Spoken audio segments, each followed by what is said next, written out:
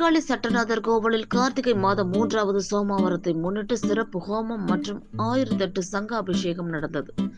இதில் திரளான பக்தர்கள் கலந்து கொண்டு தரிசனம் செய்தனர்.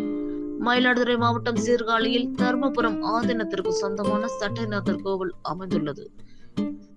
உமையம்மை ஞானப்பால் அளித்ததால் திருஞான சம்பந்த பெருமான் தேவாரத்தில் முதல் பதிப்பகம் அருளிய தலமாக இது விளங்கி வருகின்றது. மேலும் இக்கோவிலில் சுவாமி 3 நிலைகளில் மலைக்கோவிலில் எழுந்தருள் பக்தர்களுக்கு அருள் பாலித்து வருகின்றார். இக்கோவிலின் தென்புறத்தில் அஷ்ட பைரவர்கள் தனி சன்னதியில் எழுந்தருளி பக்தர்களுக்கு அருள் பாலிக்கின்றனர். இதனால் இது காசிக்கு இணையான தலமாக போற்றப்படுகின்றது. இங்கு பிரம்மபுரீஸ்வரர், தோணியப்பர், சட்டைநாதர் ஆகியோரை தரிசித்தால் ஞானம் பெருகி சகல ஐஸ்வர்யம் கிடைப்பதுடன் சட்டம் சார்ந்த பிரச்சனைகள் யாவும் தீரும் என்பது ஐதீகம். இத்தகைய சிறப்பு வாய்ந்த கோவிலில் இன்று கார்த்திகை மாதம் 3ஆம் சோமவாரம் நடந்தது. இதனை முன்னிட்டு சுவாமி சன்னதியில் 1008 சங்குகளில் புனித நீர் நிரப்பப்பட்டு சிறப்பு யாகம் மற்றும் ஜெபங்கள் நடைபெற்றன.